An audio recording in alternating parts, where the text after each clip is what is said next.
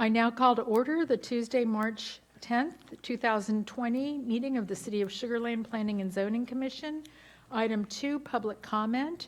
Is there anyone who would like to address the Planning and Zoning Commission with regard to the workshop item? Seeing none, we'll move on to item 3, the minutes. 3A, consideration of an action on the minutes of the February 27th, 2020 meeting. Does anyone have any corrections? Motion to approve. Okay. Motion made by Commissioner Landine and seconded by Commissioner Simeon. We can vote now. Did I vote since I wasn't here? Yes, you do. You still vote.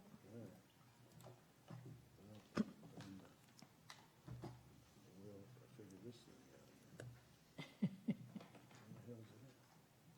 There it is. I just saw it. I went too fast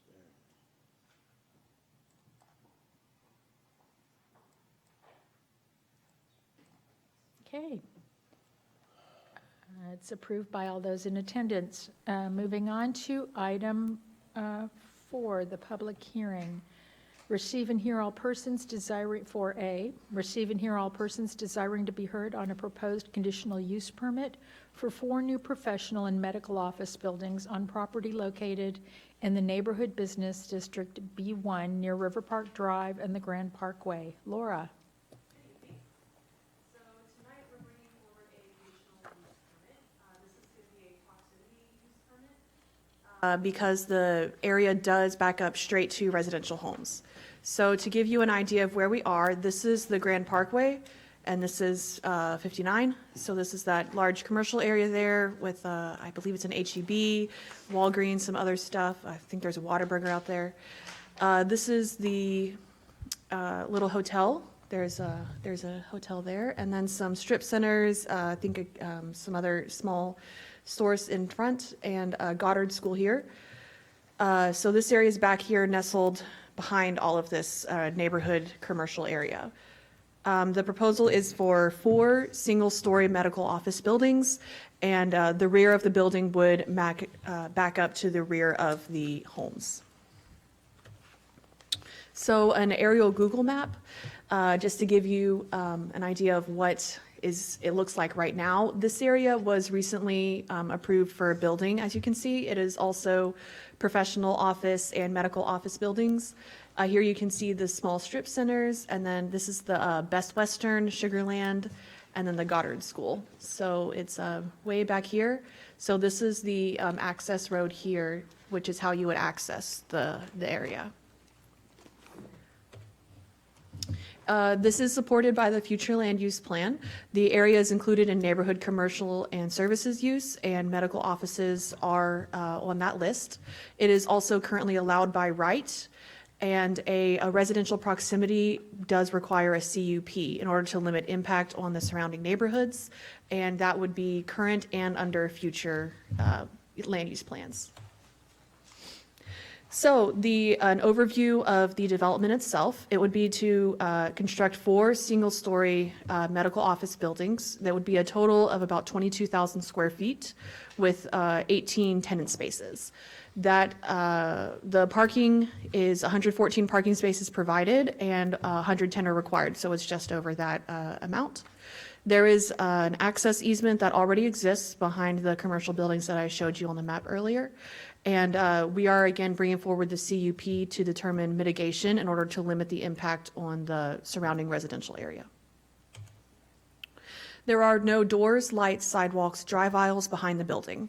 It is just a primarily brick, and it's all masonry and glass are on the back there, no doors or lights or anything. The buildings do vary from 26.5-ish feet to 45 feet 10 inches from the property line. So they do all exceed the minimum 25-foot rear yard setback that is required by our development code. There are 6 existing oak trees that will remain, and a solid line of alternating oak and elm trees that are in the landscape buffer that is proposed between the development and the homes. There is also an existing 6-foot wood fence that is proposed to remain. Staff does recommend upgrading this to masonry based on past recommendations for similar locations, such as the Air Ridge and some other properties along Highway 6 for past CUPs. So a Google excerpt, again, to give you a little bit more information about the site itself. There are 3 pictures taken from the street. So there's one picture here, here looking across, and then here to look down this side aisle here. So picture 1 is taken from that empty commercial lot between the Best Western and this is the Goddard School over this way, looking across towards the empty field. This is where the development would go. Again, this is looking across, this is where the construction is occurring. This picture is obviously a little dated, it is taken from Google. So this is the access drive that does exist to get to the development there in the back. And then picture 3 is taken from 99, looking between the new commercial building and the existing wall. This existing masonry fence was built in combination and cooperation between the LID and the HOA. So we do know that this brick fence does exist here and has existed here for a couple of years now. But it does not extend very far. It's only about 2 or 3 lots. So this is the overall site plan that includes that front portion that is grayed out because it's under construction. Again, this is for reference only. This would not be part of the CUP. It's just to give you a better idea of where this is and what it's going to look like. So you would approach the site from the access easement, and then here you can see the parking in order to access the front of the buildings here and here. And then along here is the proximity to the residential. So this area is proposed to be full of landscaping. Zoomed in site plan shows just the site plan. So this is would be one of the exhibits that would be proposed. There are several tenant spaces here. These are 4-unit buildings here and 5-unit buildings here. There is some occupancy load information and parking analysis. All of that would be codified in order to have security that there will not have to be an emergency exit. If this occupancy load does increase for whatever reason, then they would have to add an emergency exit, which would trigger the process to start over again for an amendment. So this does eliminate the possibility of there being an emergency exit without any further mitigation. This is the landscape plan that does show the entire line of trees. So the dark ones are oak and the lighter ones you see are elm. Those with X's are existing oak that are going to be removed, and these smaller ones down here are the existing oak to remain to help fill in some of this buffer area here in the dark in the corner. There are some small crepe myrtles, I believe. Here, there is an aerial access that is easement that's immediately adjacent to the property line, so it does limit how tall a tree can go in that area. So they have proposed some smaller of the bushes, and then the line of trees further back where there's not an aerial easement to affect that. We've also included the building elevations for you to see. This is the rear of the building, so it is masonry and windows. There are no doors, no sidewalks, no lighting on the rear of the building. So this is exactly what the back of the homes would be able to see. And this is the 4-unit, and then you can see the 5-unit. They're basically identical, just a little bit longer because there's another suite in there. So again, it's all masonry and glass. So some of your initial points for consideration tonight would be that this B1 area does share a property line, so it needs to be closely examined in order to reduce the impact from the commercial areas. The buildings are 1-story medical office buildings with no lighting, drive aisles, doors, or sidewalks to be accessed back there. And the elevations show that they are comprised of masonry and glass. There are no substandard items to be used, no substandard finishes. There is a 16 to 36 foot wide landscape buffer that does vary along the side of the property. And oak trees to be planted are 4-inch caliper as proposed in the landscape plan. And there is an existing 6-foot wood fence that staff believes would not provide adequate long-term screening. We do recommend that it should be upgraded to masonry, but that would be a recommendation from P&Z and council. The potential exhibits that we would suggest, as well as conditions, would be the site plan, the elevations, landscape photometric, as well as applicant working with property owners in regards to the fence and how it would be constructed or maintained, and some outdoor speakers and storage information. The public hearing requirements were all met, mailers sent out, and notification published. in a newspaper as well as online, and staff has received no inquiries and is not aware of any opposition. Therefore, we recommend holding the public hearing, followed by discussion and direction from the commission, and we anticipate CNA at a subsequent meeting. Thank you. Thank you. I will open the public hearing now and ask if there is anyone who would like to come forward and speak on this matter.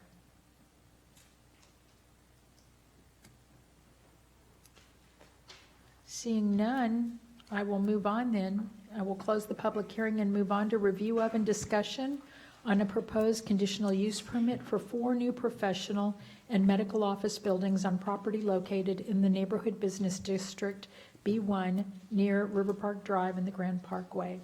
Does anyone have any questions? Go ahead, Suzanne. Thank you. The buildings look like they're very consistent with what's there already, so I like Yes. the buildings a lot. The fence is a problem as I see it. Where are the fences existing? Only on the front at 99? So the fence is wood starting from up here all the way down. It's wood. So this is a 6-foot wood fence that's on the property line that was put up by the residential homeowners. Okay, who maintains those? The residential? The homeowners do. So if a masonry fence went up, would it replace the existing fencing, and who maintains that? That is what the condition the property owner would have to get with the HOA or the homeowners themselves to figure and work that out themselves. And would that be more consistent with what's already there in the front at 99 and? Yes, the it would building? be. Mhm. And would that be the whole area, the perimeter then? So there would be about 2 lots here, maybe a lot and a half, that do not have brick on the north side beside this commercial property because we did not have the CUP requirement at that time when it was built. Okay. So there would be like a gap of about a lot and a half. That would be wood fence still. Okay. If the fence was replaced, I think that would look a lot better and consistent with what's there. But that brings to mind the exit plan. And you talk about the fire department says that right Yes. now it's fine. Yes, with this occupancy load here. Mhm. So they would have to have another CUP if that They would changed. have to come forward with an amendment if they wanted to increase that occupancy load, Is yes. there room to make that change if they add doors to the back?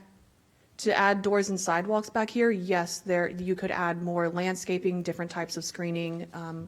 I would say if you're not doing the wall now, you might require it in the future. Right. If there's emergency exits added back there. So there is some more mitigation that could occur. Okay, that's what I was thinking. And lastly, so this is only medical buildings and that's going to stay that way? Is there a Yes, it's requirement? medical office, yes. Okay, good, thank you. Mhm. Do you have any questions, Andy? I do, thank you, ma'am. Uh-huh. I'm, like Suzanne, I'm a little caught up on the fence issue. Has it traditionally been with the new version of the CUP to leave the responsibility to pay for the fence with the homeowners association? So the condition that I listed here in the slide, applicant to work in regards to how it will be maintained, that is taken directly from past CUPs. But the building of it is on the responsibility of the commercial property owner. It is the maintenance that would have to be worked out after the fact. Okay, thank you for that question. And then I think Suzanne and I are on the same wavelength there. I'm a little surprised about the egress and access from the road. It looks like, just as I look at the aerial of the whole plot that's engaged, not just what they're doing, that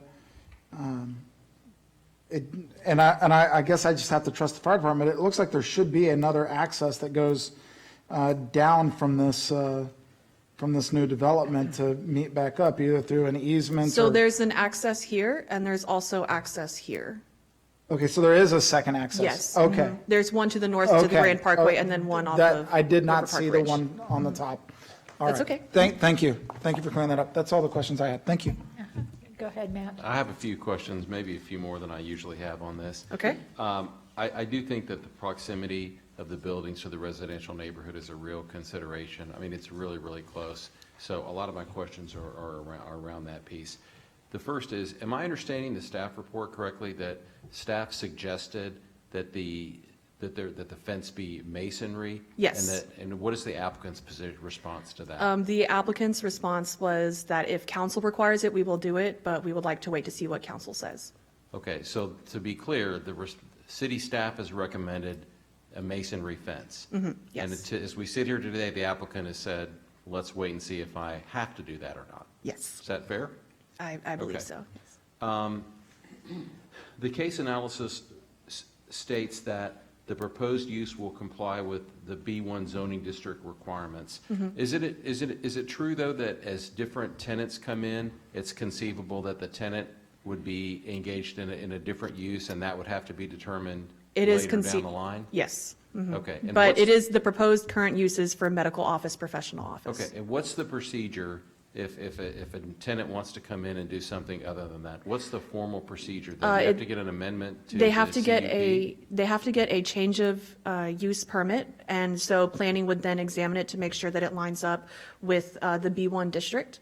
And also, building and fire look at it in order to make sure that the occupancy loads are there. And if the occupancy load for it, so such as a restaurant where there's more people in a smaller place, if an occupancy would require an emergency exit, it would have to come through an amendment process. But if it's just an office or medical office, the occupancy load is small enough that it does not require that. And does an amendment come back to P and Z and to council? An amendment both? would, yes. To both? Mm-hmm. Okay.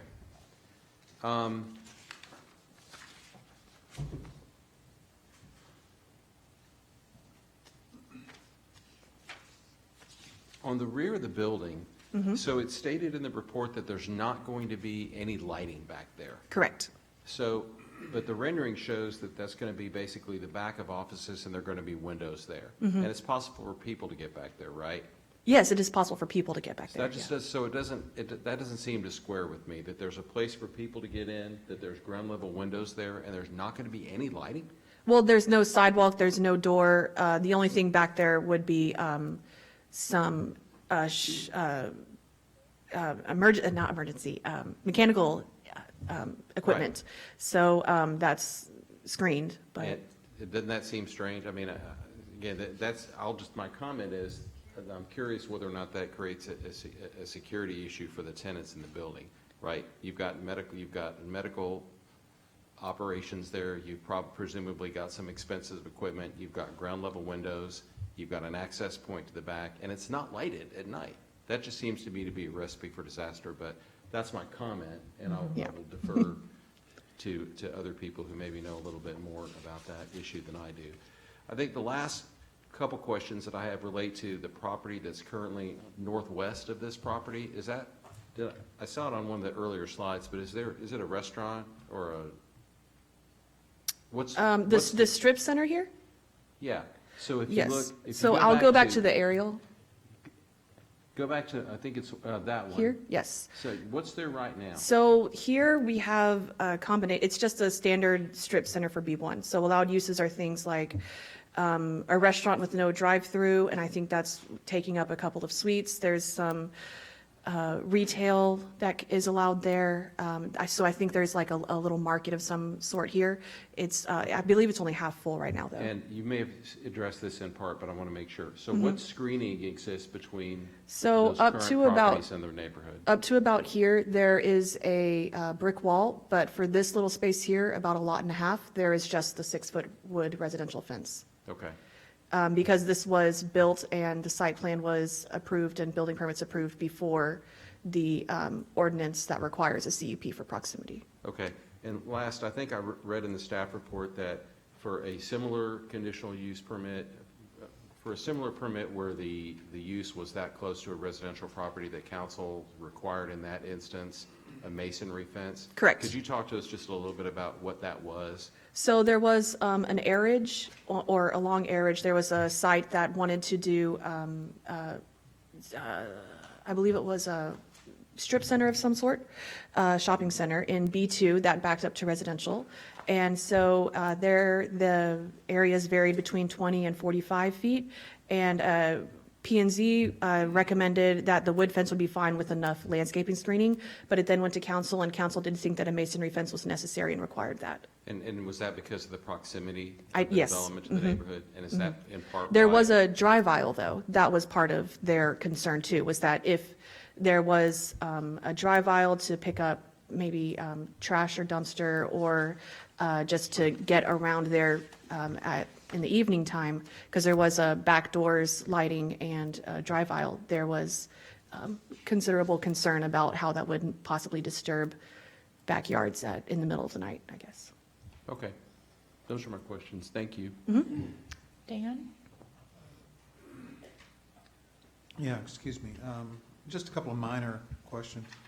Is staff recommending a particular height on the masonry wall? No, not at this time. Okay. What is the other one that went in that we just talked about? I believe it was 6 feet, 6 foot? but I'll double check that, but it was either 6 or 8 feet. Yeah, eight makes sense to me. The only other item I had, and it just has to do with the fact that there are a lot of air handlers back there, the HVAC equipment.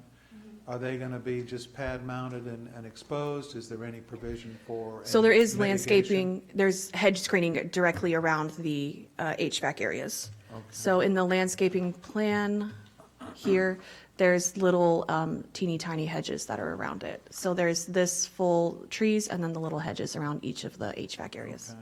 I'm just concerned about the, air handlers for a commercial building are going to be a little noisier and run a lot more frequently. And if my backyard Correct. was in proximity, I'd want to know that there was some mitigating structure there of some kind. And enough, certainly enough room that they could be serviced. But other than that, I don't have any comments. Thank you. Taylor, go ahead. Laura, I'm curious, did the applicant ever consider a different building configuration on the site? Not really, no. Mm-mm. So to follow up on Matt's comments, are there any mitigation or security gains that could be realized by considering flipping the buildings to the front and the parking toward the So residential? I believe the consideration there would be that there could possibly be traffic along the fence at night rather than people creeping through the dark. That cars and sounds would maybe be more likely than someone trying to break into the office. So they were trying to possibly keep traffic away from the fence, which is typically what we've wanted, to keep dumpsters, traffic, cars, parking as far from residential as possible. So having a quiet back here was preferable to having a drive aisle. I can maybe get on board with that argument, but I think that, again, we kind of left, Matt, you left some comments hanging. I'll leave a comment hanging that I would like to, for the applicant to at least consider, and perhaps others help us better understand if there are security or mitigating efforts that could be made that include flipping the configuration of the buildings, considering it's a rectangular site. So I'll just leave that as a Okay. comment. Yes. And just for the record, I agree with the staff recommendation on the masonry wall. That's it? Yep. Carl?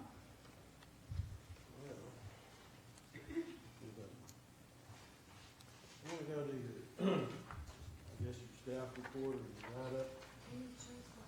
On the page. It's on.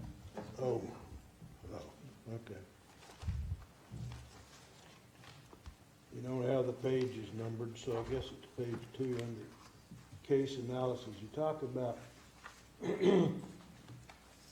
business district requirement that says it will be reviewed as the applicant for each tenant applies for building permits. I'm confused on, Correct. So that's part of our standard use is whenever a tenant comes, so this is the shell building medical. are you talking about the tenant finish? Yes, the tenant build out. Well, you need, to me, it was like each tenant will apply for the building permit, period. It So, doesn't say it's for the tenant finish that they have. right, so these are just shell medical office buildings. When tenants come in, they have to apply for a building permit to finish out the inside. You didn't make it clear here. Okay? And it says the buildings will be accessed by connecting to the existing PAE off of east, And this drawing, or the one here, off of East River Park Drive until you get down here to this, close to this site, does it ever even say that that's a PAE, PUE? This, you know, I don't know who, it's not very clear that that's a, from East River Park Drive. It doesn't tell me that that street, it should say it 2 or 3 places along there. That it's a PAE? Okay. Yeah, it doesn't do it until you get down here to the, to this site. It's the only place it ever comes, it ever shows PAE, PUE. And I don't know what that one going, whichever way, you know, going up, you said that's another access. I don't know what that is.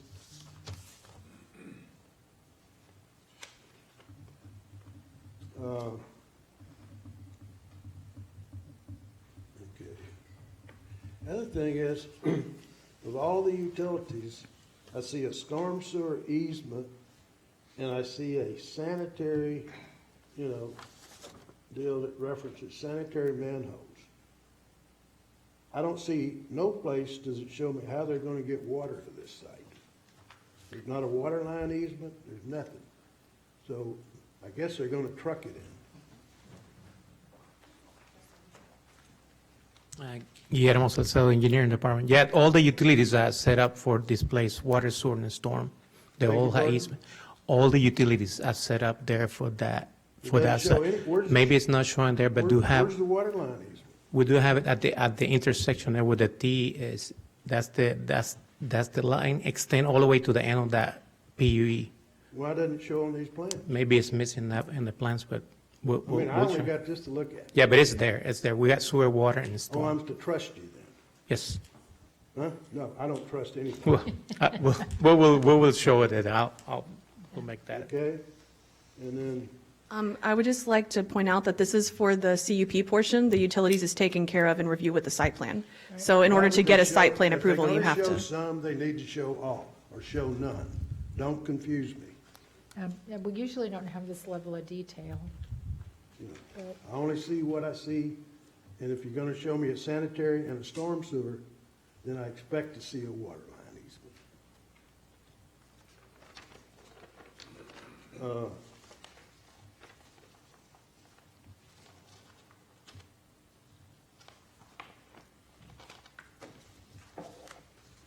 Another comment, you say there is an 8-foot aerial easement directly adjacent to the property line with River Park Section 2.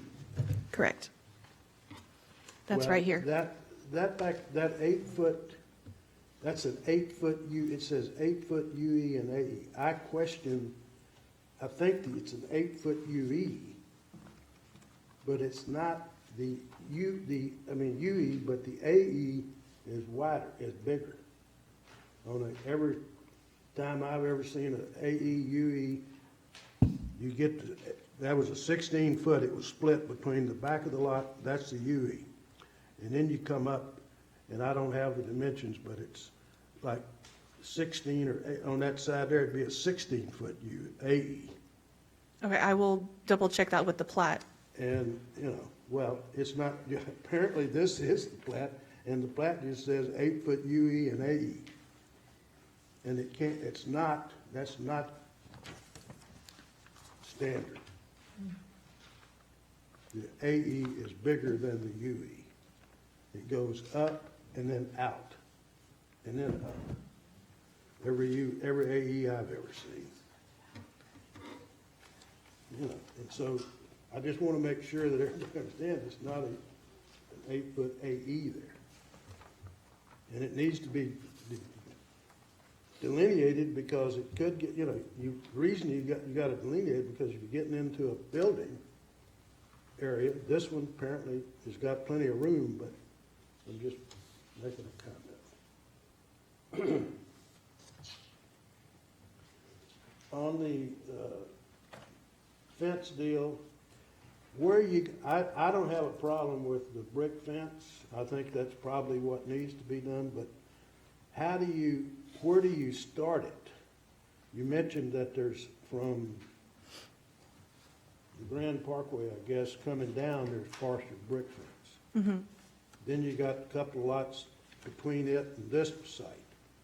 So where are you gonna town, if you're gonna propose something, would you propose to town to the existing brick fence? And how far would you carry it down past here? So the CUP can only be for inside these property lines, so we would only require it for them along their property line. Yeah, We that cannot being- make them build a that fence being on someone else's said, property. I have that as a note as well, because it doesn't make sense to have that gap. Yeah, I mean. And I think and it's that maybe gonna be a- working with the homeowners association to see if they would like to, maybe And cover it's- that gap so that it can all be tied together, because that's what makes sense. It doesn't make sense to have that little gap of wood fence there. And I would think hopefully the homeowners association might be willing to step up and help make that happen, but.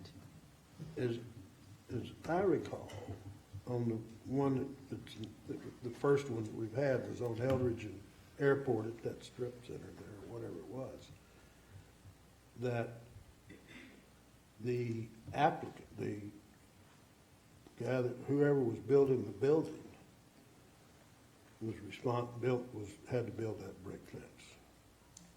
I'm trying to Yes. think of, So the commercial property Right. owner does build the fence. but that gap is No, outside that of their gap is property line. outside of their property, Right. so, but, So we can suggest to I'm them that just they saying, talk to we the need to HOA. Consider, if we're gonna start requiring brick fences, we don't need to be brick, wood. We're gonna have to get something, if it takes council action or whatever. But you're not, that's, and besides, you're splitting lots. This one lot's gonna have part brick fence, and gonna have about 6 or 8 feet of wooden fence. That doesn't make sense. It's either gotta be wood, or it's gotta be all brick, to me. If we're gonna go that route, and I'm all for that, don't misunderstand me, I'm not against the brick fence, but let's don't really screw it up with a hodgepodge. Yeah, especially in one homeowner's backyard, yeah. Right, So,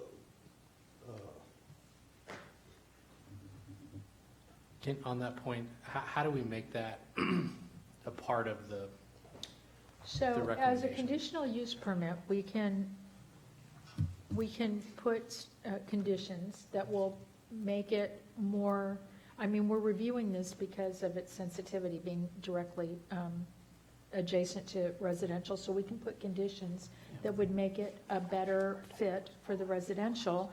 But you cannot, all we can do is encourage them to work with the homeowners Sure. association to see, or possibly the property owners. If I had a fence and was gonna have, 1.5 feet or 2 feet of wood fence, I might be willing to, foot the bill for that extra little bit. So just we can't require them to go outside of their property lines to help mitigate the impact on the residential. So some of it has to be either the property owners themselves, the residential, or the homeowners association willing to do that, so. That's exactly what I was just trying to clarify. Hearing everything everybody said, but when we get right down to it, we need everybody to understand we can only focus on the property itself. We can encourage on the other side, but this process was put into place. Council felt this was important to do these. We have what we have to work with. It's not perfect, but that's what it is. So it's not a philosophical thing for us, what we'd like to do. It's just what do we have the ability to do? And we can't go retro a code from council to go make a homeowner put it in or somebody else. So that's essentially where we're at. but are we saying that you gotta, this commercial guy, or whatever, this building guy here, he's gotta go work out a deal with the homeowners association? Or are we saying, because in that other situation, correct me if I'm wrong, I think we put the requirement to build the brick fence on the commercial guy. We cannot do that for this area that's north of their property line. I didn't say Northview, I'm talking Okay. about on their property. Okay, so the commercial owner would be building the fence itself. It is up to the commercial owner to work out with the residential owners the maintenance of it. But what did we do on Eldridge? That is the exact condition that is from that CUP. Right. I copied and pasted it. That is the That's what we exact did. condition. That's what we They did. built it and then worked out a maintenance agreement with the homeowner association? which we Correct. weren't- We don't know what that said, Correct. right? Okay. Well, we need to figure out some way to, Right. uh, Hold on, let him, and I'll get to you in a minute. Okay, thank you.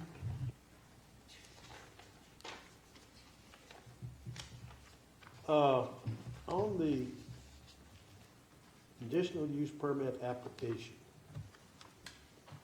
they refer to this as River Park Ridge Business Medical, Reserve A6, Fort Bend County, plat record number 201991773. Then I go flip the page, and it says Exhibit A, and it's got legal description, 2.46 acres, platted reserve A6, River Park, da-da-da-da-da, plat number 201900202.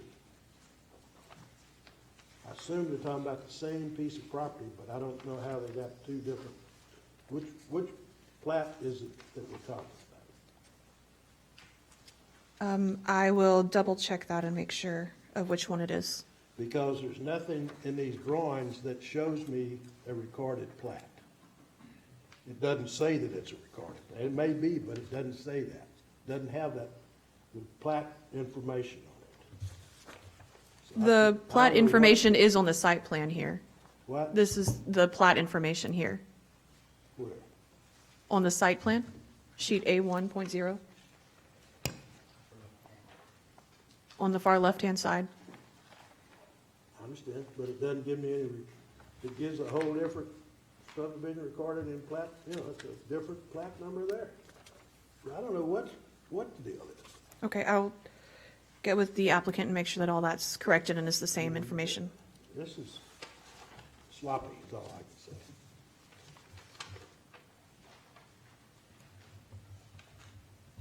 And then,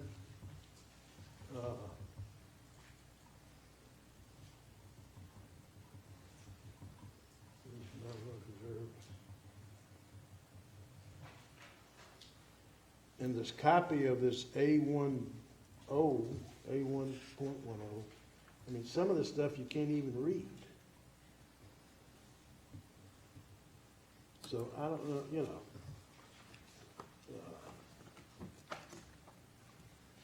It's not very legible. And what is this? Is that the site plan? Yes, sir. And why didn't the site plan fill in the parking instead of?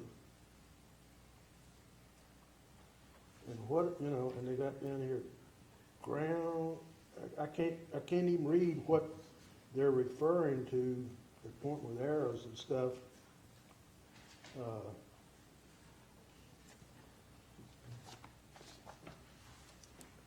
Ground, Ground-mounted HVAC?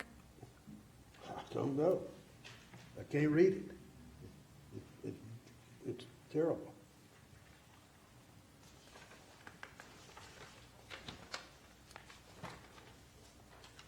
On A50 on their building finishes or whatever.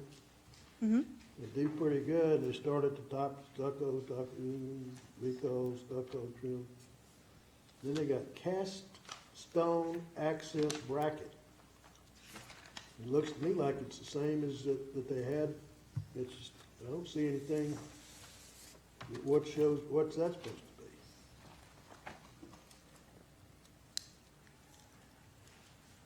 I'm just saying, it doesn't, I assumed that meant that it should have been a strip, a solid strip of some kind. But it's not there. It's just the same, all the brick or whatever, rock or whatever it's supposed to be. Yeah. Okay. Madam Chair, I want to see, the applicant is here. They didn't want to give a presentation, but I want to give you all the opportunity to talk to them if so. I just wanted to mention that. thank Because they're you. right out here and they will know better on some of that. Okay, well, I that would probably assume- sounds like a assume they'd question get up for the when I applicant to questioned it. answer. Yep. You know, Let's get the applicant to please come forward, and if you would state your name and address for the record, and let's go back to A1.0 and talk about the parking and some of the questions you had for that one. Go ahead. I'm Marty Como, architect of record. If I could address a couple of your earlier comments, particular regarding HVAC units. I think there was concern over commercial HVAC units. What these are actually residential style pad-mounted it's not that HVAC I don't units. know- I know what that is. Well, I think going back to Dan's and talking his question, I I'm think he's sorry. addressing that. Yes, sir. regarding the They're noise 3 to and- 5 ton residential units on pads, exactly like you have at your home, and they're screened by shrubbery.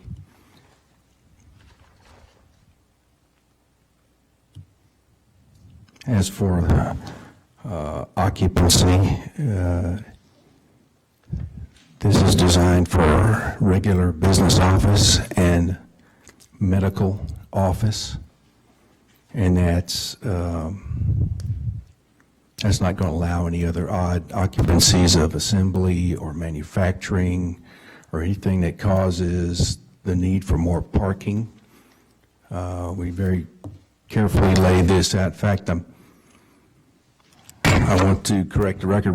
This is probably my third or fourth site plan. The buildings were in different arrangement, particularly with in the island where you see parking now. There was a building, in fact, there were more buildings, and we now are down to fewer buildings so that we get the parking count to work. The back of these buildings, there's nothing going on. And when these folks go home, it's typically a 9 to 5 occupancy. There's no noise produced in these buildings or anything I would deem offensive to the residents. No light pollution, no noise pollution, no traffic, and lots of landscaping.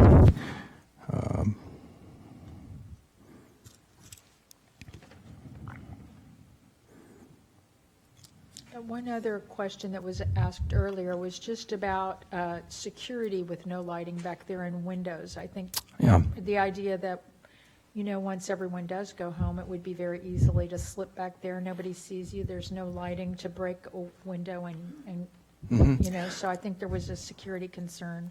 Well, I can understand that, and I can only state that as I've been doing these for the client around 10 years, so a number of these type of developments, many that do back up against residential areas, and I've never once heard of an issue with security or lack of lighting. The lighting that is provided on the site is to code. There's a photometric study out there that provides at least the minimum foot candles for the parking lot per code, and everyone has access to the front of their buildings. And if I could also address I doubt if they'd be calling the architect if somebody was breaking in. I imagine they'd be calling. No, they wouldn't, but they may get concerned on the next project that comes up and address it with lighting or other means. There's never been a back door put on any of the buildings I'm aware of in the past 10 years. The suites are small. They're 27 feet wide, about 1,225 square feet. So there's a door along the front for every suite. So if someone were to take 3 suites together, there would be 3 doors and 3 ways out. And the distance factor per the fire code is always met. So we've never had the need to put a back door on any of these buildings. no matter who the occupant is. I know that the back door is the issue, just the security, just with the, and correct me if I'm wrong, do you want to kind of clarify your question, Matt? I think it's the idea of just having windows on the backside with no lighting right up adjacent to the homeowners. It would be very easy for someone wanting to break into those offices, to break out a window and to get in and not really be seen from the front of the building. Okay. And I think is that basically what your concern was, Matt? Yes, you've stated that correctly. Okay. I don't know how to address it architecturally unless it would be for the addition of lights, which I would think goes against what you all are looking for. Right, definitely. So, Carl, your questions. It looks like part of the issue with the exhibit that we've been given is, looking at the one that's on the screen in front of us, is that we've just not been given a very good copy of the site plan, because ours are missing parking places, and there's just gaps in at least what I've been given. You Well, see, and then compared the to printing- what's on the printing is- screen. Yeah, the printing You is, can't even read half the words. now I'm switching my glasses out constantly trying to read stuff, so it's really tough to review. I produced this drawing, and I would agree with you, there does appear to be some line weights or some parking lines that did not print. I can't explain it. I don't believe it's on the original. But this is the architectural plan. It's not designed to duplicate all of the information on a plat or a survey. There you won't find topo, you won't find a lot of things that may be part of a survey, a proper survey, or a plat. I do work within the guidelines provided by those instruments, and so we It's not a will. question of what you put down here, it's what you put down here cannot be read.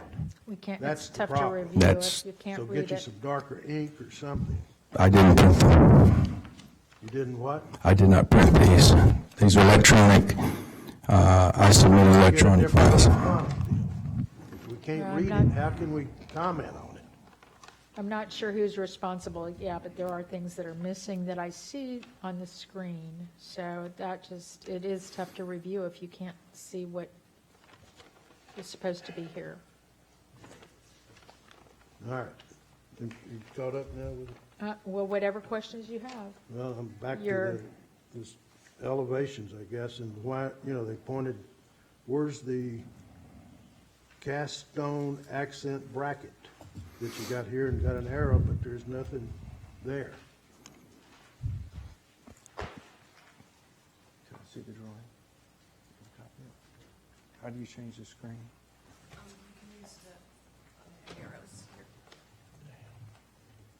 Okay. Anybody zoom in? No, unfortunately.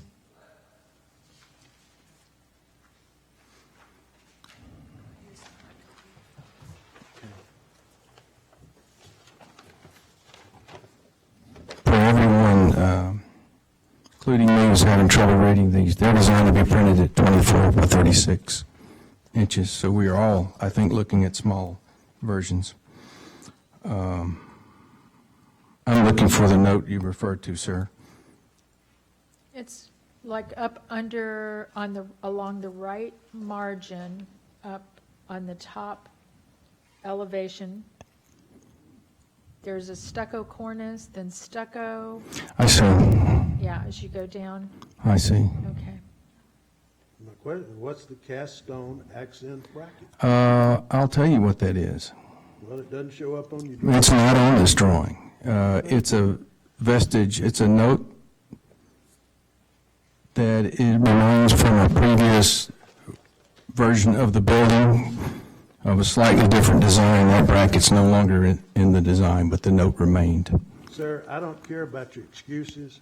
You give me a drawing and you point out stuff and it's not there, just fess up that it's not there and fix it. It's a mistake, I'll fix it. No. If you want to get an approval, that's all that matters, okay?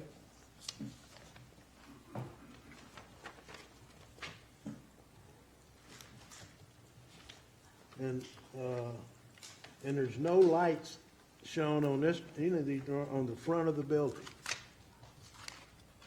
So all you got is your parking lot light. So how do you, does anybody come in here, get in or get out and find the building?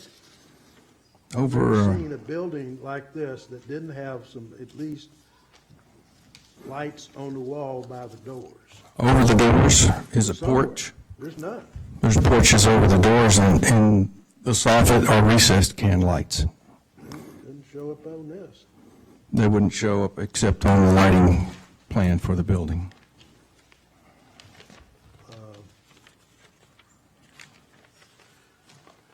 So I would ask you to look at the 5.0 when you talk about that cast stone, but if you come down to the second drawing, there's a solid, looks like ridge.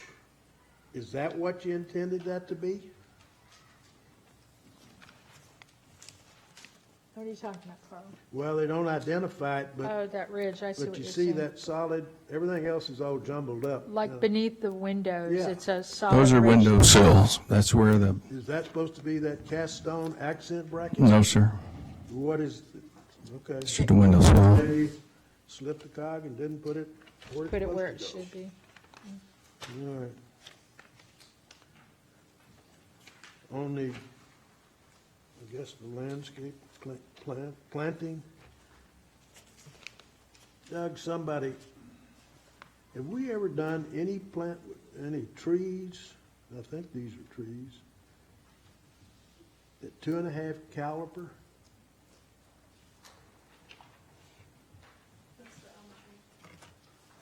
This cedar elm and these, something, alien elm or something.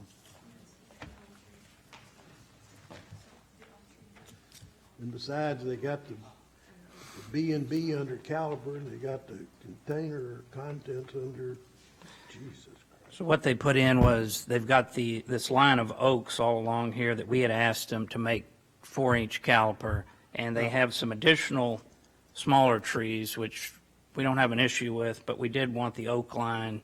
Actually, this is pretty dense in terms of condensed, so that was where we had focused. You're right, the trees typically seen are 4-inch for the PDs and the CUPs. However, our main focus here is making sure that we have enough space for any bigger trees between them. So they're putting in more than we would typically have seen. We thought that was a pretty good dispersal. Well, on the UC and the UE, you need to flip-flop your B and B and your calipers. Your You got- caliper and your containers. You got them under the wrong Yeah. column. On their legend, yes.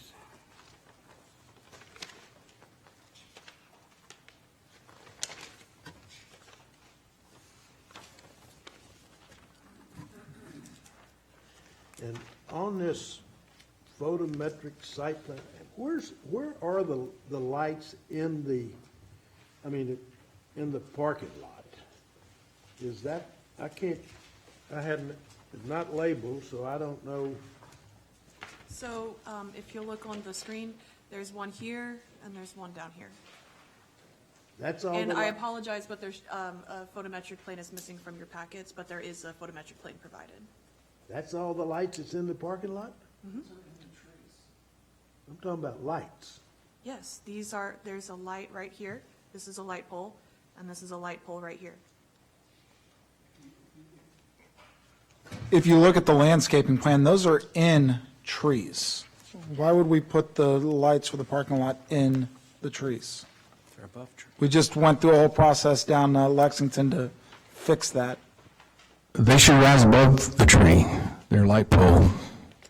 Why would you put lights above the tree? Are we trying to keep the squirrels and the owls awake, or are we trying to make sure that the parking lot is illuminated?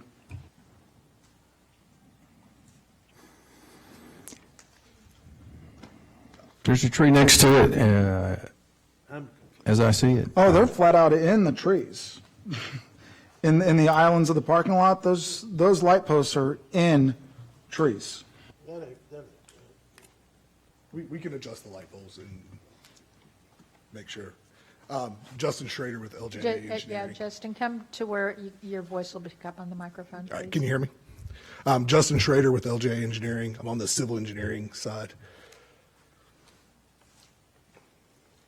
I still want to know, where are the lights? It looks like you, if you're saying there's only one down at the bottom and one up at the top of this whole parking lot, that's a real problem.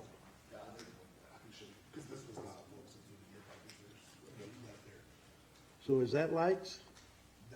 Okay, Justin, once again, I want to make sure you're getting picked up so that they can record. So if you, There. can you show kind of, so everybody can see? I don't Is that know. it? 4? There's 4 of them that he's pointing out. Okay, can you This point them is out on the like a- screen with the mouse? Not much light. I'm not here, I'm not the lighting. So there is one light, excuse me, one light in this area, one light right here, a third light here, and then a fourth light here. Why are there 2 in 2 places and only 1 box in 2 other places? I'm not sure. I'm not the electrical consultant who put this together, but this is based on their typical practice to get the photometrics required for the parking lot. Okay, so back to Andy's question about the trees in those islands where 2 of the lights are located. What kind of trees are those?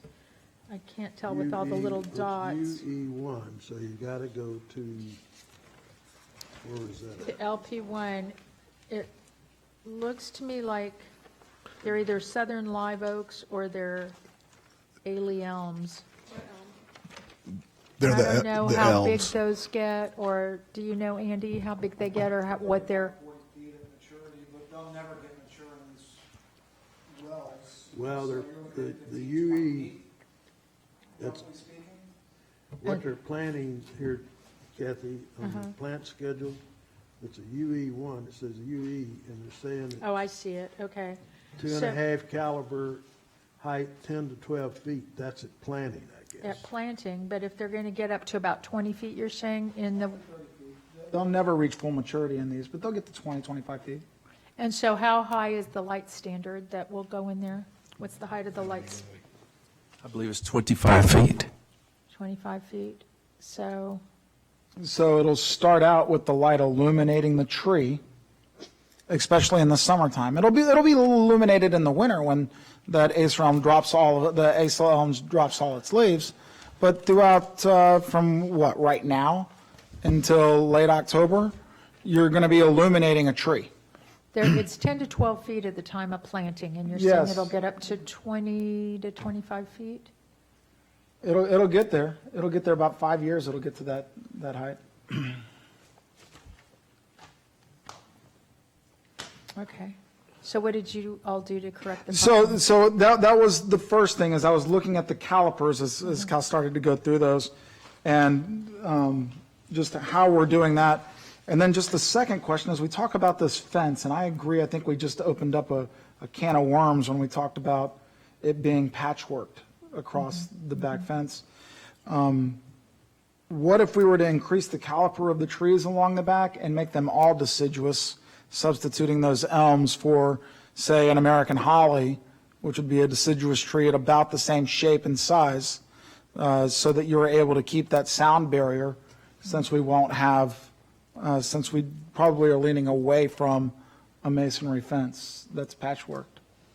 I don't know that we are right now, but I'm just asking what you all did to correct the problem with the lights shining on the top of the Oh, trees. well, the city of Sugar Land went through and they installed pedestal lights up and down so that they were below the tree line, and the actual illumination was significantly better because the trees not only kept the light from bleeding out into the neighborhoods, but it also created almost a reflective layer so that light reflected off the bottom of the canopies of the trees to provide the light where people needed it, not up with the squirrels and the owls. Right, so I think maybe, Laura, if What we would- could look what would into be- something like that, where the lights are going to be placed, and see what the city's done, and see if maybe, there's no reason to create a problem on the front end if we can address it now Why before it don't we goes just in. remove the trees from where the lights are at?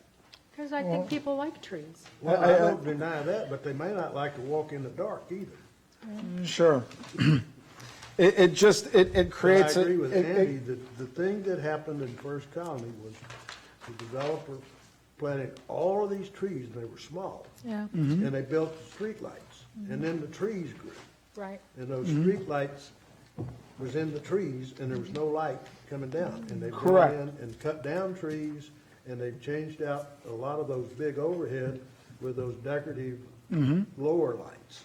And it's actually provided better lighting on the streets Yeah, it does, because because it's under the the tree. lights below the tree canopy, and it almost creates, And the tree keeps the light. from yeah, it bleeding keeps out. the light down and Yeah, it but keeps it that's from after bleeding you out. cut down some So, trees Laura, and you if you changed could out just lights and all that stuff. Possibly look at options to keep, if these elms get to maturity in 5 years, I don't want these light standards to only be good, really adequately lighting the parking lot for 5 years. So to look at options for what they could do, or possibly maybe putting in some trees that don't get above the light standards. I would ask Or whatever below, this whatever.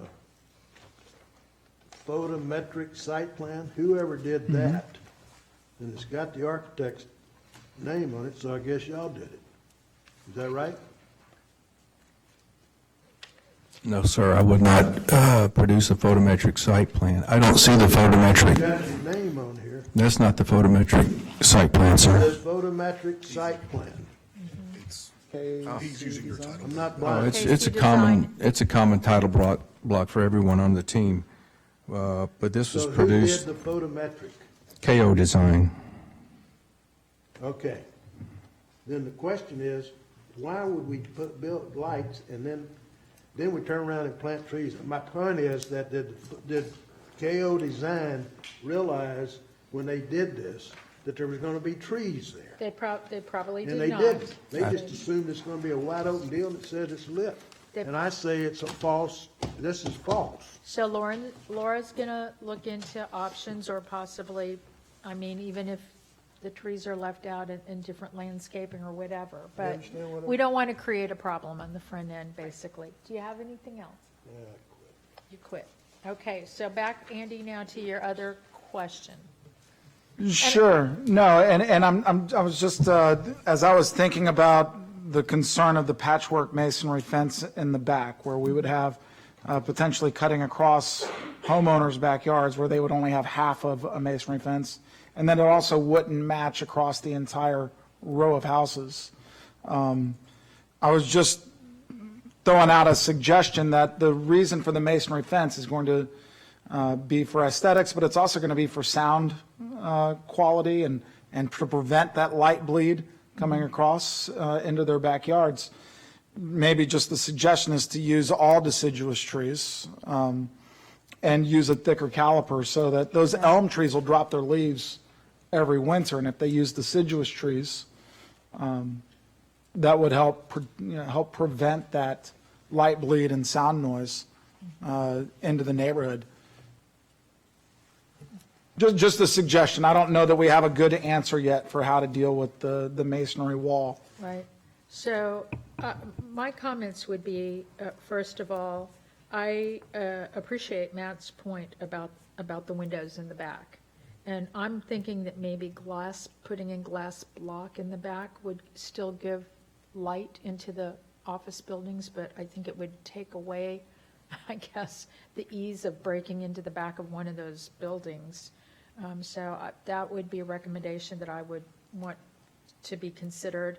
The other would be, I agree with the masonry fence as staff has recommended, and I do think that we need to reach out, or someone does, to see about whether the homeowners and the HOA might want to extend it so that we don't have that gap. And then they need to come up with an agreement about who will be maintaining it once it's in place. Just to give you a better idea of how much area we're talking about, so this here, this darker line is the masonry fence. So it's one lot and then a few feet. So Right. it's a very small area. So I have down a note to suggest they get in contact with the HOA and homeowners. While you're done, look at the bottom. Yes, the because- bottom where the Best Western is also. We have had comments from also the city councilor. We did a briefing, and he suggested we but my get in point contact is- with the Wait, Best let me hear Western. what she's saying. So, finish your sentence, I'm sorry. We had a briefing with the council member, and he suggested that we get in touch with the surrounding property owners to see if they could complete the fence as well. So we do have a note in already to do that. So you're already working on that. Okay, I think Well, that's an Kathy- excellent My point is that- recommendation. that this fence that we're talking, this property line, here's this big lot that it extends in there, probably 6, 8 feet right there. On that, So we're looking at one property lot, 5714, that it affects, and that's it? There's one here, and then one little tiny piece here that would be the Right. patchwork area. Okay. And And then then go this on- corner lot here where the Best Western is. there's a piece down Right here here. that's gonna be fenced on that. That is not part of what we're reviewing. So- Correct. Okay. All of those are outside the property lines, so that would So- have to be negotiated with the Right. homeowners association. That's not that bad. Not at the well, yeah, that little tiny piece, yeah. So, okay, do you have the rest of the notes? Yes, Do you I need do. to go over them? Do you want to go over them about adding labels for the PAE and the them all. PUE? Okay, and I think we either need to take the detail off, or we need to include it, like Carl said. If you're going to put down, outfall and different things and storm sewer easements and stuff, then you need to add the water line easements. I think it needs to be all or nothing. Make sure, let's see, make A 1.0 more legible so that we can see what we're reviewing. B 5.0, remove the cast stone accent bracket from the exhibit. Or put one on the drawing. Or add some cast stone accents. LP1, correct the listings under the caliper and the containers on the legend. And then double check the 8-foot aerial easement /UE and correct it. And check the plat numbers and ensure that they're correctly referenced on the exhibits. Is there anything else I'm missing that was mentioned? Anybody have anything else? So I think that's it. Yeah, well, we need to look at also, I think, wanted to know the height of the fence, and I would think 8 foot would be reasonable, but if we're trying to match up with what's already existing, if it's 6 foot, I think it would look a little silly to step it up, so let's see what it is. We'll double check the other case. And again, the commission may decide the what Laura said at the beginning, the Arridge case, which was your first proximity CUP like this, Right. which was up at Eldridge. That's what they called their investment, Arridge, but it was up on Eldridge and West Airport. There was difference of opinion on the commission in looking at the fencing. One of the things the applicant had agreed to is no matter what, they were going to put a new fence, whether it be wood or masonry. They weren't going to leave the existing fence that had been there for a good while. In this case, the fence is proposed to be left as is right now with their proposal. So ultimately, we got to council with P&Z's recommendation, and after talking about it, they said, we believe masonry is appropriate. Here, obviously, we can't legally do anything beyond the property lines. But again, that's part of our basis was what council ultimately determined. You all have total freedom to decide what you want. I want to say that it would be good tonight if we could get as much understanding of if there's any consensus or if there's not. Obviously, we don't have the exact height. It's going to be either 6 to 8 on that Arridge case. And it's my understanding as we went down the commission that everybody was in favor of the masonry fence. Am I wrong with that? Andy? Yeah. Okay, so there's your consensus. Everybody. Okay, good. I just wanted to everybody- make sure before we got further down the road with it that we had Now, where got you a can feel. fill in the gaps, that's up to y'all. Yeah. Well, Right. and to the homeowners and the HOA and everybody working together, I would hopefully. recommend that there's be some additional conversation with the HOA to fill in these gaps because that fence, there's a brick fence that comes from 99 down part of the way, right? Right, that's Behind right. the lots. Right, behind that first lot at the corner, right. So, and we do know they had worked out a deal with the Levy Improvement District back when, and the homeowner association added some brick in a few places in River Park. Right, so maybe but, between the lid and the HOA, since they Yeah. were responsible for the other Right. masonry fence, say, we can get that Right.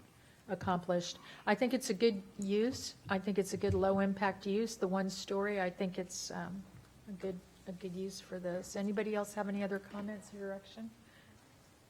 Okay, then we will move on to item 5, the workshop, 5A, review of and discussion on the Hill Community Engagement Strategic Project. Abigail, or Ruth and Abigail. Good evening, Commission. I am here this evening to introduce Abigail, or Abby, to you. This is her first opportunity to present to the Commission. She has presented to the City Council a couple of times before.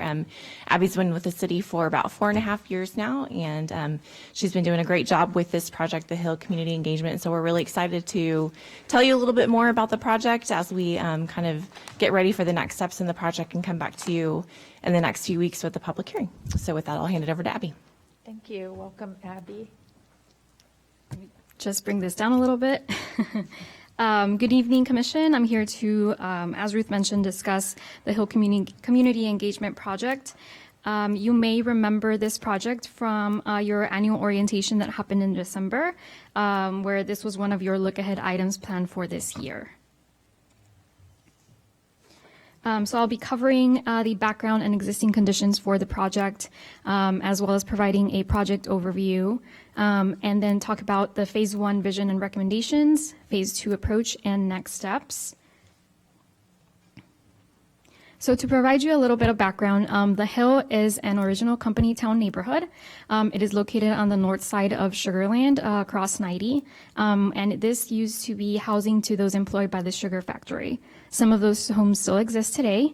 There was an effort during the mid-1990s where the city asked the neighborhood if they'd like additional regulations to maintain the character. However, at that time, the neighborhood opposed any additional regulations. However, in more recent times, there was concerns brought forward to council about the spike in demolitions in the area. I don't know if you are familiar with this neighborhood, but there's been a lot of demolitions and new homes that have been built in this area. And then we also heard resident feedback through the land use plan process to engage with the neighborhood on this topic. So this is an action item in the land use plan. So some existing conditions. Here is a map of the Hill area, the Hill neighborhood. So here's Main Street, US Highway 90, Wood Street, 7th Street is located here, Lakeview Drive, and then Eldridge is to the east. There's about 203 single-family lots, about 83 acres. We're estimating about 450 population. The area is not platted except for the area east of Wood Street and south of Lakeview Drive, which is also known as Cleveland Lake area. So that would be right along here, all of these homes here. There is no known deed restrictions or HOA in this neighborhood, and there is a mix of HR1 zoning district and R1. So the HR1 zoning district would be in this kind of central area, and then south of Lakeview Drive. And R1 is for the homes located east of Wood Street and north of Lakeview Drive, and that's notated by the yellow hatched area here. And there is a variety of housing styles. Some additional existing conditions, there are currently 196 homes, 6 vacant lots, and then there is one that serves as an extended lot to an existing home. 74% of the homes were originally built before 1940, with most of them being built in the 1920s. There have been 14 demolition permits issued total, and out of those 14, 10 were issued within the last 5 years. And this is as of July of 2019 data. The area, the Hill neighborhood has a 24% rental rate. 49 rental licenses were issued as of March 2020.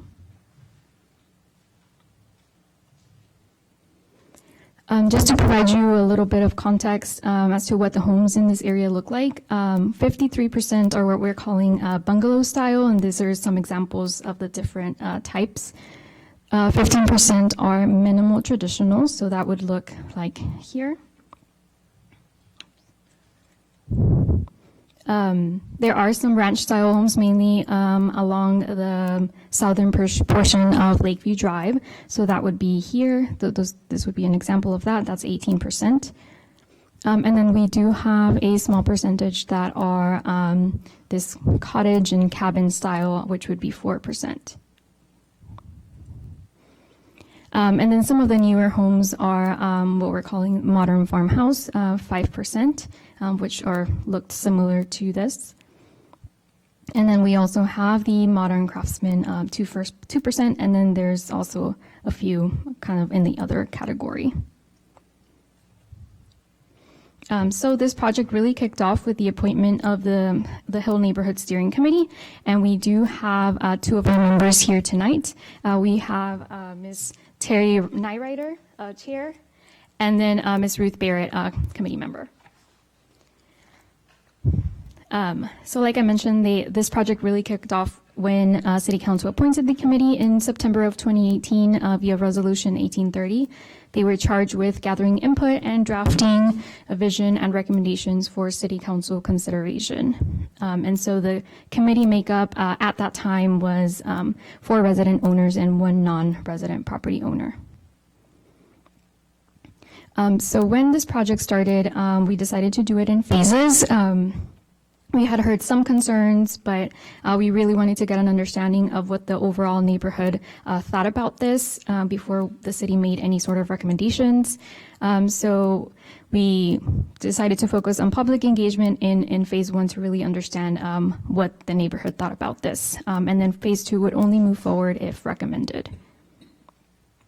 So the purpose of phase 1 was to engage residents and property owners on a vision for the Hill and evaluate whether additional development standards or other tools are desired in order to maintain the character of the neighborhood.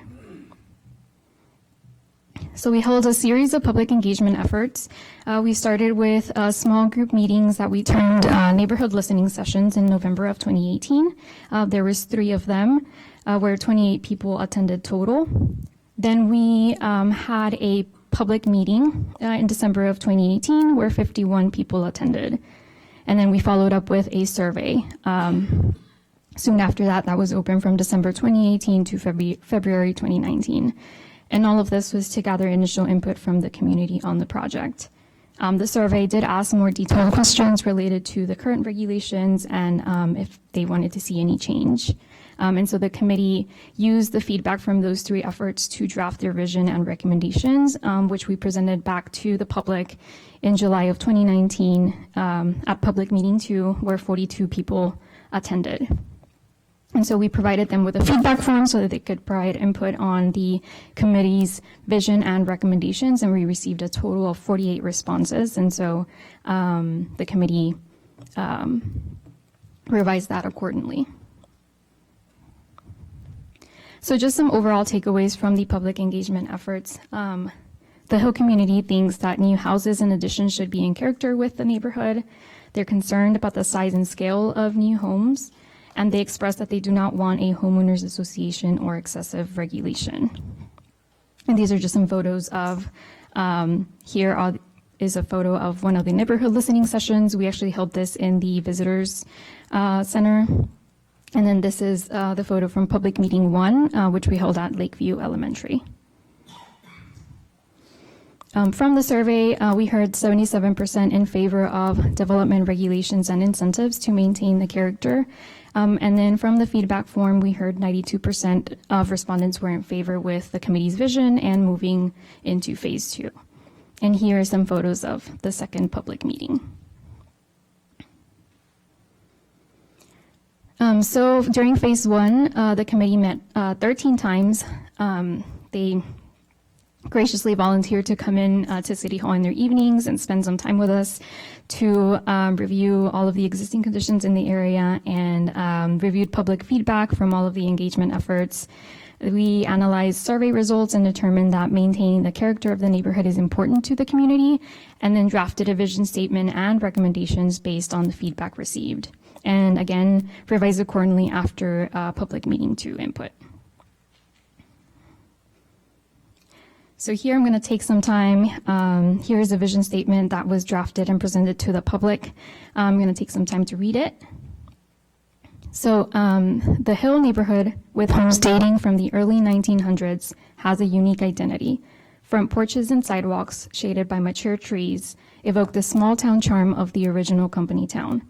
The design of the homes and walkability encourage neighbors to interact, distinct in a city of master plan communities. The vision of the Hill community is to recognize and protect the character of the neighborhood while allowing homes to adapt to modern day needs. And so now I'm going to walk you through some of the committee's recommendations. So the first recommendation here for phase 2 was to modify the HR1 zoning district to include the homes east of Wood Street and north of Lakeview Drive. And this would be this area here. These are homes that are very similar in style to the homes located in HR1. I believe they're little brick bungalows. And so we actually think that this may have been a cartographic error because this area was adopted by map when the development code was adopted. So I think during that time the maps were hand drawn, and the label may have been on top of it, and so it wasn't really clear. So we believe that it's a good idea to include these homes that are very similar in character to be included in the HR1 zoning district. We also heard some input and concerns about existing homes not being able to add front porches. Here's an example of where they added more of a deck. And so the homes are actually older than the regulations themselves. So we heard input from the community about wanting to be able to do that where it makes sense. So the recommendation here is to explore front yard setbacks to allow original homes to add or extend porches. We also heard some concerns related to garages, especially with new homes. Current regulations allow homes to be 1.5 feet from the rear and side property line, and also they can also be 2 stories. So we've been hearing concerns about that. And so the recommendation is to explore current garage regulations to address setbacks and height. We also heard some concerns about homes building too much of the lot. Currently, the lot coverage is 40%, but in comparison to the smaller homes that exist today, it may look like it's more than that. And so here, the recommendation is to explore methods to preserve scale, such as lot coverage, side yard setbacks, et cetera, since there are other tools that could achieve the same purpose, since the main concern also is scale. We also heard concerns about building height. So the recommendation is to explore existing height regulations, but consider design solutions to ensure scale is still in character with other homes. So again, the concern here is more about the scale of the homes. And then finally, define character features of the hill and build new construction and remodels in character. We also asked the public to provide input on character features for the homes in the hill and for future homes. And so the recommendation is to explore how the following character features can be incorporated into the HR1 zoning district regulations, with features such as porches or stoops, building on pier and beam, block and beam, or imitating the look. The walkway, including a walkway from the main entrance of the home to the sidewalk or right-of-way, protecting mature trees. Include exterior building finishes similar to existing homes, and this would be in accordance with House Bill 2439. And then roof pitch and style and character with existing homes. We also asked about the possibility of incentive options, and so we did hear positive input on that. And so recommendation would be to explore incentive options in the future. Staff would research incentive programs from other peer cities, which could include property tax abatement for a certain number of years, after rehab, or a tax rebate based on increased property value of home. And so we would need further City Council direction on this, and we would work with the Economic Development Council Subcommittee on this. And then finally, the committee would recommend it to move into phase 2 with the vision and recommendations I just listed.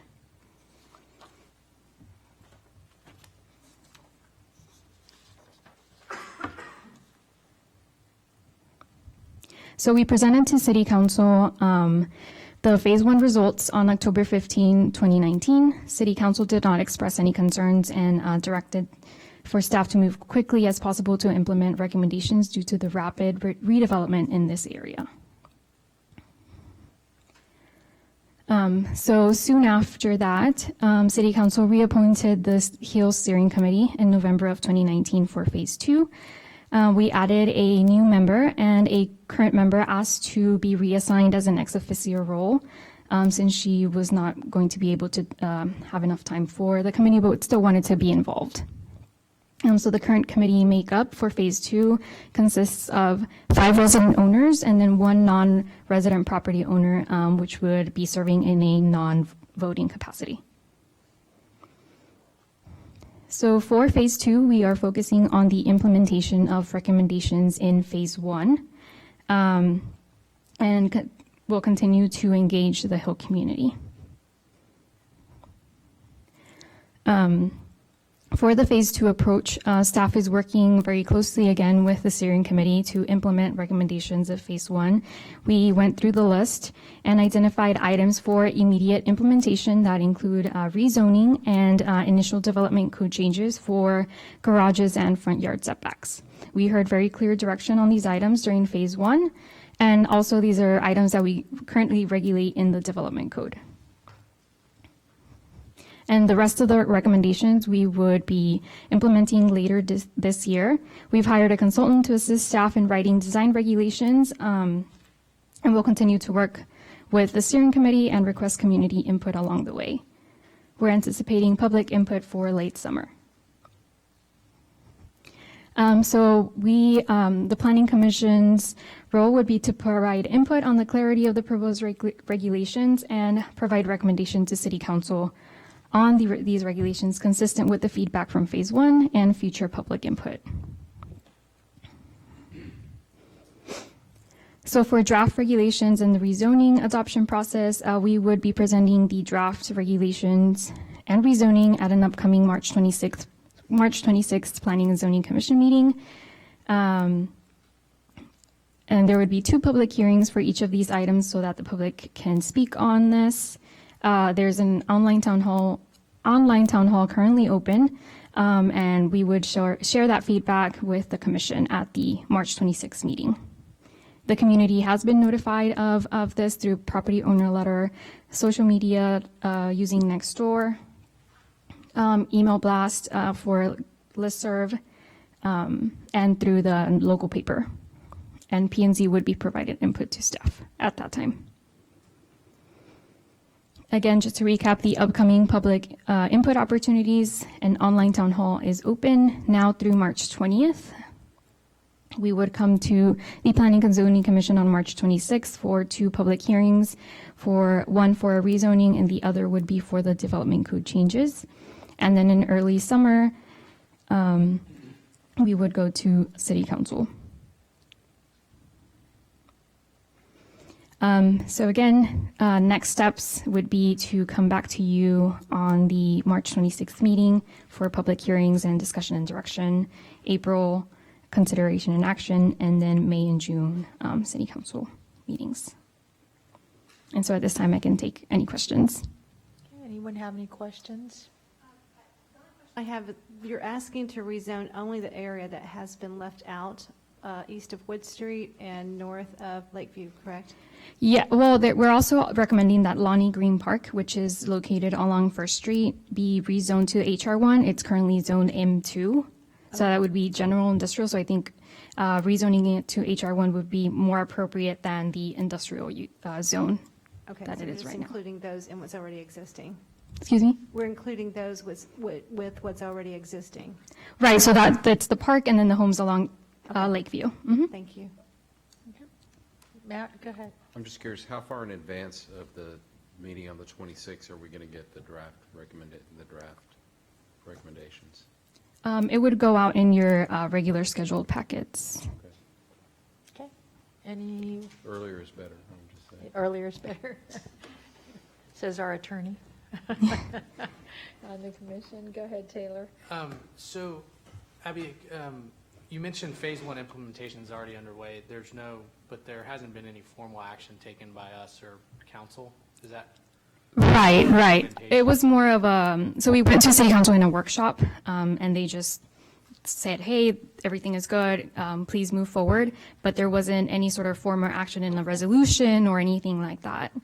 Okay. And what's the current setback on the front yard? 25 feet. 25. Mhm. And so the thought is to allow some sort of provision to allow somebody to extend a front porch into that 25 Right. feet. Basically to encroach into the 25-foot front yard setback, yes. And then throughout some of the reports from the various meetings, there was reference to tree preservation protection. Can you, I don't think you touched on it here, but can you talk a little bit about what some possible provisions on that front might be? That could be potentially enhancing our current tree ordinance. We're working with our consultant that specializes in historic preservation in other areas to see if they have any examples where we can borrow so they can provide recommendations to us on that. And do you anticipate, how detail-oriented do you think the defining character will be? I think we would get into architectural details potentially. Again, we're working with our consultant on that. We're not trying to overstep and require people to build all homes the same. We would go to the public. We would provide a kind of general list of recommendations as to what potentially could be regulated, and then they would provide input. And then we would go from there. Does that answer your question? Yeah, Okay. definitely. Thank you. This has come together pretty nicely. Is there, can I ask if the two members of the steering committee that are here, do they have anything that you would like to add? It can be no. No, Abby said it all. It's been a real pleasure to work on this. It means a lot to us, and we're very eager to get our recommendations back to the community and see what they have to say. Okay. Once we're- You know what? once our Let me recommendations stop are you and have presented. you come to the microphone just so we can capture what you're saying. Just because Christy is looking at me like, I'm oh, sorry. I've got to type up the minutes to So this far, meeting. all of our conversation with the neighborhood has just been very general, not specific. They are specific, no homeowners association. That's very specific. So we're trying to come back to them in a way that they all want it, but without regulations. We all want the same thing, but without regulations. So the dance is to find the perfect place.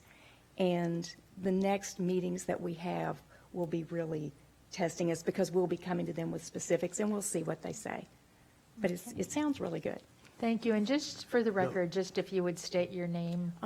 Terry Nyrider. Okay. And Carl, go ahead. Yes, Terry, ma'am. I think Carl has a question for you. Do what? No one escapes the Spanish Inquisition. You mentioned, and I read that throughout this report here, that no HOA. Can you tell me why you don't want, or who, not you, but I mean, as a whole? I won't pin anything on you. People, so many of our residents, they've lived there for 50 years. Their parents lived there. What they like about it is they can do what they want to do with their property. They're just really Well, feel but strongly about that. Correct me if I'm wrong, but all of this is working toward to they won't be able to do everything they want to do with their property if this all goes through, correct? Somebody? Well, not Doug or necessarily, somebody? because it Huh? will be grandfathered in. So the people that, it would only take effect if it's a remodel or a new build. So the people who like what they have now are okay with it. All right. Let me ask this question. Is my understanding that, and go to flip over to the plat or whatever this is that you got, The map? the map, okay, whatever you call it. Should be a plat, but. Yep. First of all, what is that, those hash marks along north of Lakeview? Why is that hashed out? That's where it's not part of the hill now, and they're proposing rezoning it to include it, right? Yes, those homes are currently zoned R1. We're proposing that they be rezoned to So it's just that HR1. strip that's not included, everything else is considered under the existing R1, whatever you. Yes. Zoning or what? Yes. Okay.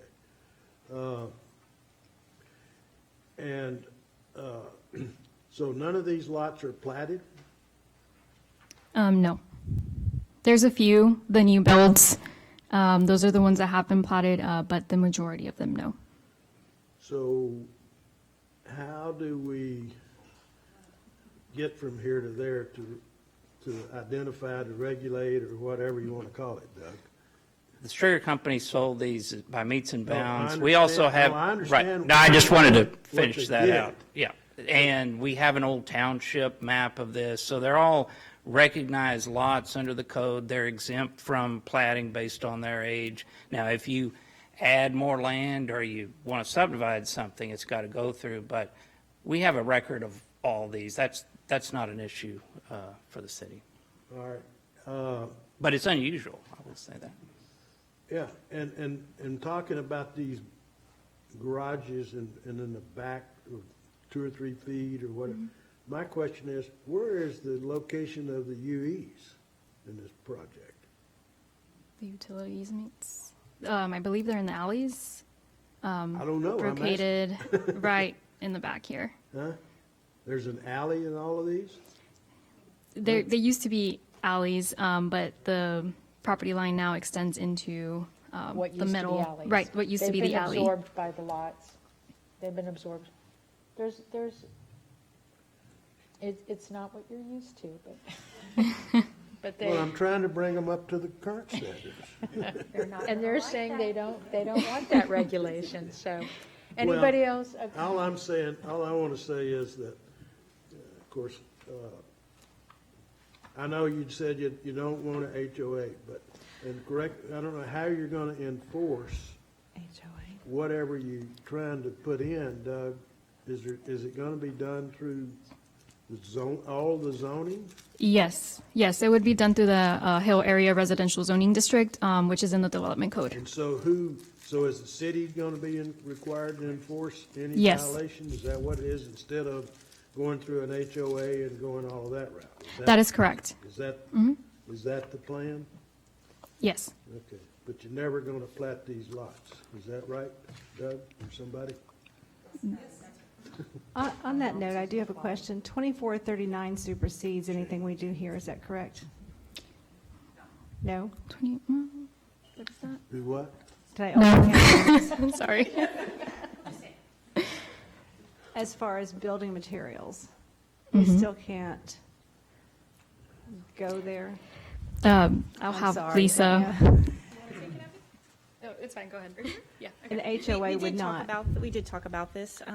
So if you recall, when we were going through our code revisions related to the state law changes, we specifically included language in the code that identified or recognized that that this area, the Hill Residential Area, and as well as the MUC district, the Mixed Use Conservation District along Brook Street, those were in existence prior to a magic date that they had included in the state law, that these areas were created, these zoning districts were created specifically because they represented kind of the character, the historic origins of the city. And so based on that, kind of identifying them differently in the code, we will be able to apply building finish requirements. The MUC district already had them.